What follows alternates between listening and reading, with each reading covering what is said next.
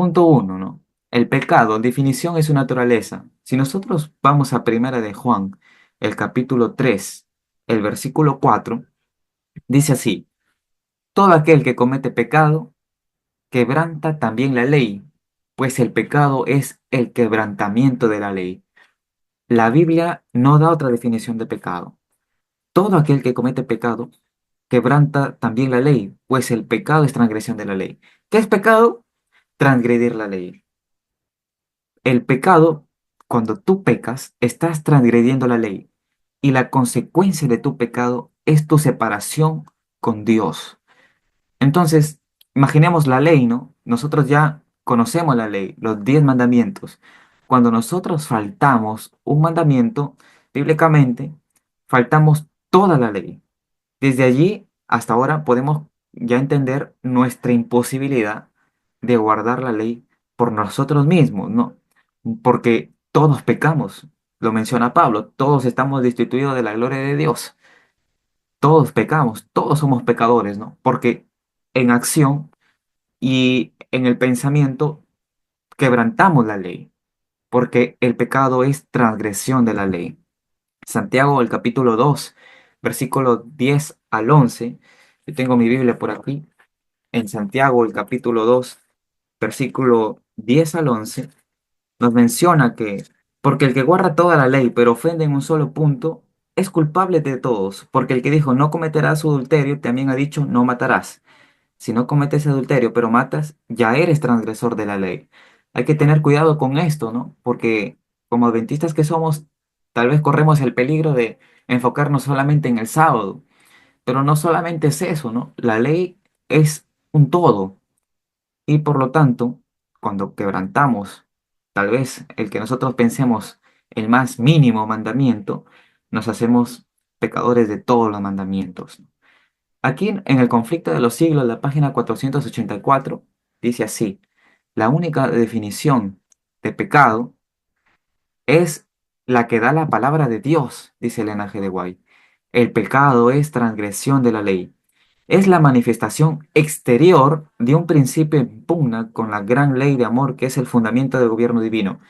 Quiero aclarar esto de es la manifestación exterior, porque algunos creen que, miren, ¿no? La transgresión de la ley ya está en nuestro interior, ¿no? En nuestra naturaleza, porque cuando se manifiesta es porque ya está dentro de nosotros.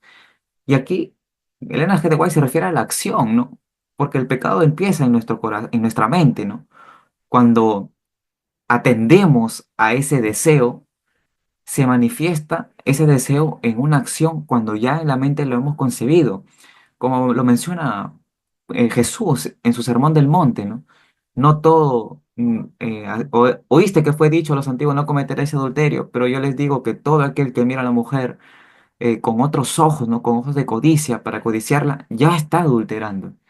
Lo que Cristo vino a enseñarnos es que las acciones es un simple reflejo de lo que abunda en el corazón, de lo que abunda en el pensamiento. Esa es la intención. No se refiere a que en nuestra naturaleza, no por más de que hagamos lo que hagamos, el pecado siempre se va a manifestar porque ya está en nuestra naturaleza ese pecado. Ese es algo que hay que tenerlo en cuenta. Algo que también, compártela tú, es que el pecado es una elección. Y eso que hay que entenderlo. El pecado es una elección. El pecado no es por naturaleza. No significa que cuando tú naces, el simple hecho de nacer, ya naces pecador. Naces con la culpa y la culpabilidad y por lo tanto necesitas ser salvo de esa culpa. Y ahí entramos a los detalles del pecado original. Porque como naces ya con esa culpa, los católicos tienen todo el derecho a bautizar a los niños para quitarles esa culpa, a los bebés. Así que bíblicamente el pecado es por elección. En Génesis el capítulo 4, el versículo 7, cuando Dios le habla a Caín, le dice, si haces lo bueno no serás acepto, pero si no obras el bien, el pecado está a las puertas deseando dominarte, pero tú debes dominarlo. Y esto es algo que quiero que entiendan. Lean el siguiente punto. La caída en el Edén no quitó el libre albedrío. Hermanos, cuando Adán y Eva caen en el Edén, no quitan el libre albedrío. Una maldición no fue que, bueno, ahora ya no podrás decidir por el pecado. Ya pecaste y ahora toda tu vida va a estar determinada a pecar, porque esa es tu condena, pecar siempre. No. Aún incluso como seres caídos, tenemos ese libre albedrío para elegir si pecar o no. Por lo tanto, dice, en el caído en el Edén, en la caída en el Edén no quitó el libre albedrío, por lo tanto el destino sería resultado de sus decisiones hacia el bien o hacia el mal. Aún en la caída, ellos tenían que tomar la decisión de hacer lo correcto o no, de pecar o no. ¿Qué pasa si nosotros pensamos de manera diferente? Porque esto del pecado original nos quita el libre albedrío, nos quita el libre albedrío a poder decidir si pecar o no, porque ya sin tu elección tú naces con ese pecado, tú naces pecador, necesitas redención aún habiendo nacido sin conciencia de tu pecado. Es por eso que hay que entender bien el pecado, ¿no? No existe el pecado original, heredamos de Adán las consecuencias del pecado. ¿Qué implica tener consecuencias del pecado? Es decir, heredar la naturaleza pecaminosa. Esa es la consecuencia del pecado que heredamos de Adán, la naturaleza pecaminosa, sus tendencias. Mas no heredamos de Adán la culpa ni la condenación. No heredamos de Adán eso. La culpa de Adán, él tuvo la culpa, pero él no pagó esa culpa. La pagó Cristo mediante el símbolo, ¿no? Allí cuando mataron al cordero. Inclusive el Señor pagó esa culpa, pagó esa condenación por la de todos nosotros, por la responsabilidad de nuestros actos y de de nuestros pecados. Creer en el pecado original nos lleva a creer en la predestinación. Y entre los reformadores clave, ¿no? Está Lutero, Calvino y el padre, ¿no? El padre de la teología católica, Agustín de Hipona, ¿no? Ellos creían que todos estamos predestinados ya, si a ser salvos o a estar perdidos, no importa lo que hagas. Y eso, ¿por qué llegaron a esa conclusión? Inclusive a la conclusión del pecado original, porque no entendieron el pecado, no entendieron eh, la naturaleza del pecado. Ellos creían que como nacemos caídos, nacemos con el pecado original, estamos siempre en esa mira de pecar y pecar y pecar y pecar, por más de que te consagres, estás pecando y listo. Solución, ¿qué solución le damos a eso? Bueno, la predestinación. No importa si tú pecas, si Dios te ha elegido para salvación, eres salvo. Y ese es un error, ese es un error clave. No hay que caer en esa doctrina. Y si no comprendemos esto del pecado, podemos ser arrastrados a eso. Ahora, si creemos en la predestinación, ¿no sería no creer en el libre albedrío? Por eso ahí están esas dos variantes, ¿no? Predestinación, libre albedrío. La predestinación, tu naturaleza, tal y como es, siempre serás pecador por esa naturaleza. Libre albedrío, aún en mi naturaleza, yo decido si pecar o no. Esos son los puntos claves de la TUG acerca del pecado. Conclusión del primer punto. El pecado es una elección. Por eso, a pesar de tener naturaleza pecaminosa, se puede vencer el pecado mediante la gracia y el poder de Dios. Siempre es mediante eso. Porque aquel que cree que puede vencer por sí mismo, se engaña a sí mismo. Nadie puede, sin Cristo, vencer el pecado. Nadie puede, sin depender del Padre, vencer el pecado. Todo es gracias a los méritos de Cristo. Vamos al punto 2, que es la naturaleza de Cristo. Si ya hemos entendido que el pecado es una elección y no una condición, vamos a entender perfectamente este punto. Vamos a entenderlo perfectamente. Romanos 8:3 dice, porque lo que era imposible para la ley, por cuanto era débil por la carne, Dios, enviando a su Hijo en semejanza de carne de pecado, condenó al pecado en la carne. Vamos aquí, al comprenderse el pecado y sus consecuencias, la naturaleza humana de Cristo fue poslapsaria. Toda la descendencia de Adán, todos los que le siguieron a Adán, nacieron con la consecuencia del pecado, no con la culpa. Cristo cuando vino a este mundo no vino con la culpa del pecado de Adán, Él vino con la consecuencia de su pecado, que es naturaleza pecaminosa, o bueno, la naturaleza humana de Cristo fue poslapsaria, después de la caída. Ese tema lo hemos visto ya en toda la profundidad en un video pasado, ¿no? En una reunión pasada. Eso es un punto clave de la TUG. En la TUG también se comprende el término carne, porque Pablo utiliza muchas veces ese término al referirse a Cristo, a lo que somos nosotros. Juan 1.14 dice, y aquel verbo fue hecho carne, lleno de gracia y verdad. Inclusive el mismo Hijo de Dios, Cristo hombre, necesitaba de gracia, ¿no? El hecho de que necesite gracia lo hace semejante a nosotros, porque también nosotros necesitamos gracia como Cristo la necesitó para vencer.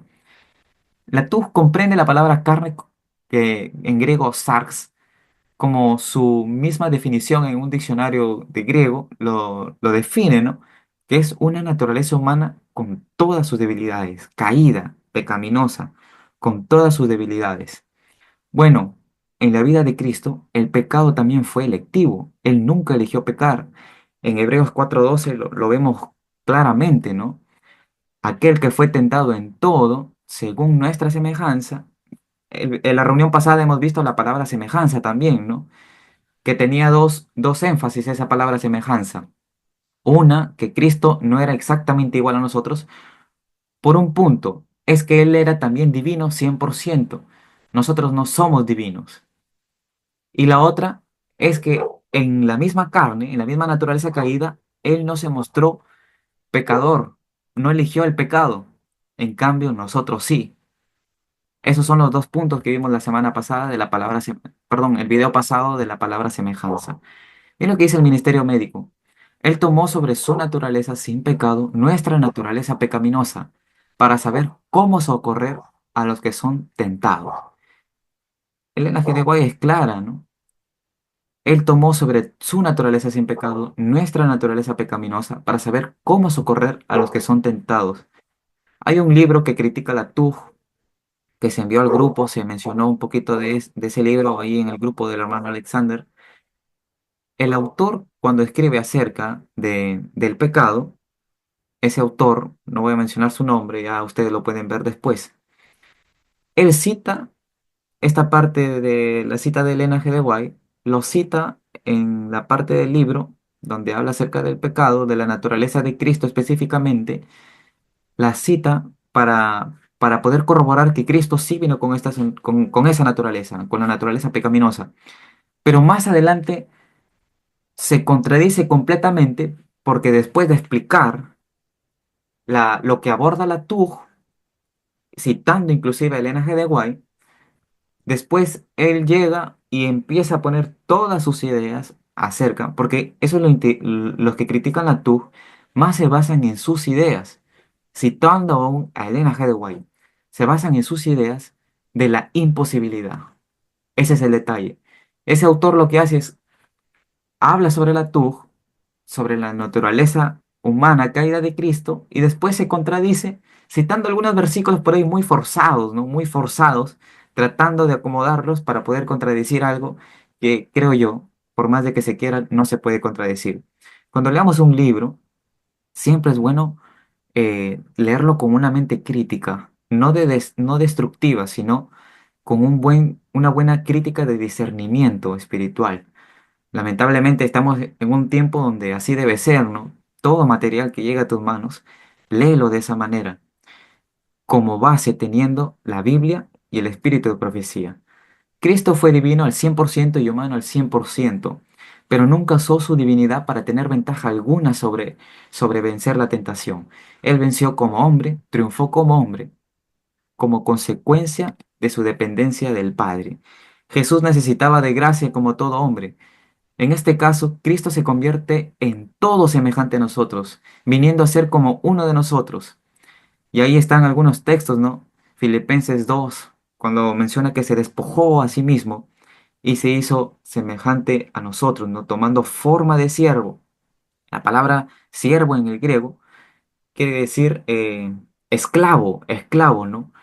Lo interesante es que en dos formas, uno puede ser esclavo voluntariamente y otra es involuntariamente, como el ejemplo de José, ¿no? Fue esclavo involuntariamente, ¿no?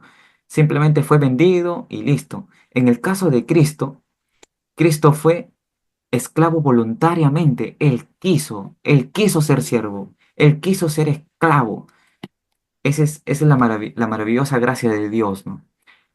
Hebreos 4:15 lo dice mejor cuando dice, no tenemos un sacerdote que no pueda compadecerse de nuestras debilidades, sino que uno que fue tentado en todo, según nuestra semejanza, pero sin pecado, ¿no? Sin pecado. Entonces, cuando comprendemos bien el pecado, su naturaleza, vamos a comprender bien este punto de la naturaleza de Cristo, su naturaleza humana. Conclusión de este segundo punto.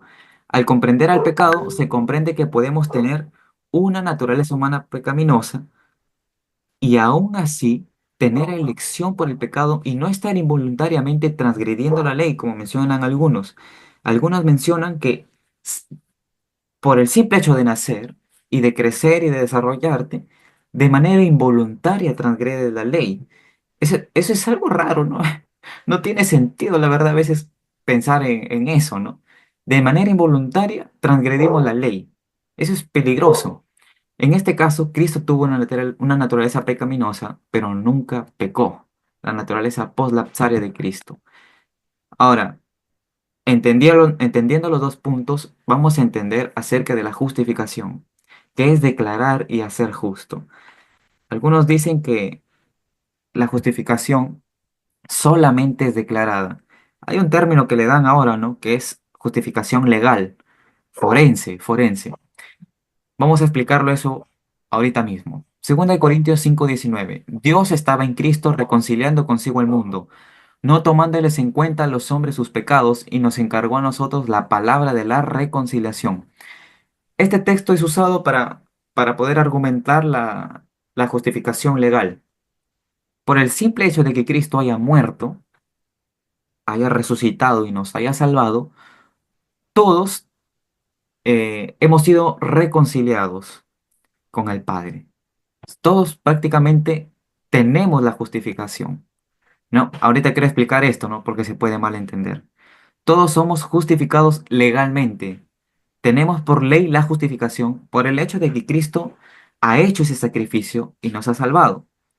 Nos ha dado la puerta para entrar, nos ha abierto la puerta, ¿no? Para entrar a la salvación.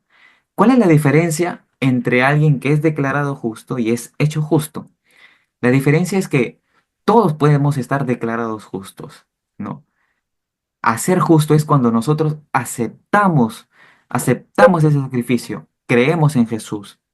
Y ahora Dios no solamente nos declara, sino que nos hace justos, ¿no? Mira lo que dice fe y obras. Es la justicia de Cristo lo que hace que el pecador penitente sea aceptable ante Dios y lo que obra su justificación. No importa cuán pecaminosa haya sido su vida, si cree en Jesús como su Salvador personal, comparece delante de Dios con las vestiduras inmaculadas de la justicia imputada de Cristo. Todos somos declarados justos.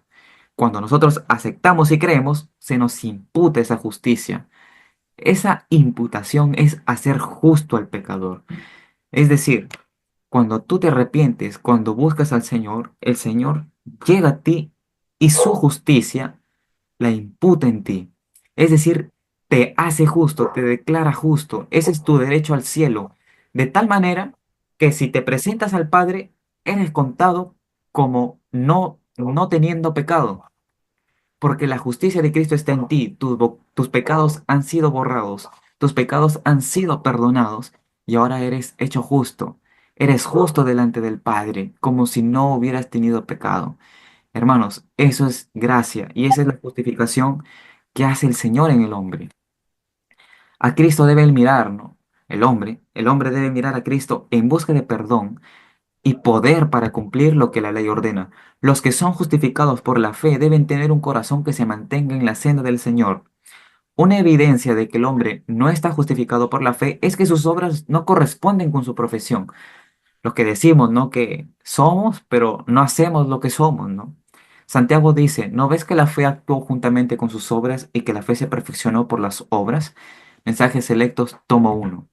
Y aquí vamos a ver algunas citas de Elena G. de White acerca de cuando ella habla acerca de la justicia imputada. Cuando tú te arrepientes y el Señor pone su justicia en ti. instantáneamente, instantáneamente. Desea de todas las gentes, tanto nuestro título al cielo como nuestra idoneidad para Él se encuentran en la justicia de Cristo. Hermano, cuidado con pensar que puedes ir al cielo por tus obras, ¿eh? Eso no es posible. Mientras más creas que por tus obras irás al cielo, sigue viviendo en el antiguo pacto, ¿no? El pacto nuevo, el nuevo pacto es creer en Jesús y que su justicia puede estar en tu vida. Si tú crees, si tú te arrepientes y crees, sí tienes ese título para ir al cielo porque el Señor pone su justicia en ti y el cielo te recibe, el Padre te recibe, no por tu propia justicia, te recibe porque la justicia de Cristo está en ti. Has sido bañado, tus pecados han sido lavados con la sangre del Cordero y ahora eres justo delante del Padre. ¿Qué es la justificación por la fe? Es la obra de Dios que abate en el polvo la gloria del hombre y hace por el hombre lo que él no tiene capacidad de hacer por sí mismo. Aunque te laves con lejía, aunque te laves con jabón, tu falta no se borrará delante del Padre, siempre permanecerá. Pero si te lavas con la sangre del Cordero, si le dices al Señor que te lave con tu sangre, que te perdone, si tú haces para ti ese sacrificio perfecto en la cruz del Calvario, ahora sí. Ahora sí puedes, ahora sí eres justificado. ¿Qué tienes que hacer? Creer, hermano. Por algo se llama justificación por la fe. Tienes que creer. Un creer, una fe activa. Tienes que creer. Si os entregáis a Él y lo aceptáis como vuestro Salvador, seréis hechos justos en Él. Por más pecaminosa que haya sido vuestra vida, el carácter de Cristo sustituirá vuestro carácter y seréis aceptados delante de Dios como si no hubieses pecado. Esa es la justicia imputada de Cristo que hace en tu vida. Ese es el pensamiento de la tu. El pecador debe venir a Cristo con fe, apoderarse de sus méritos. No debes dudar, hermano, de acercarte al Señor. Debes hacer sus méritos tuyos, dejar sus pecados sobre el que los llevas y recibir su perdón. Así la justicia de Cristo es imputada al pecador arrepentido y que cree. Justicia imputada. Ahora, ¿qué es la justicia impartida?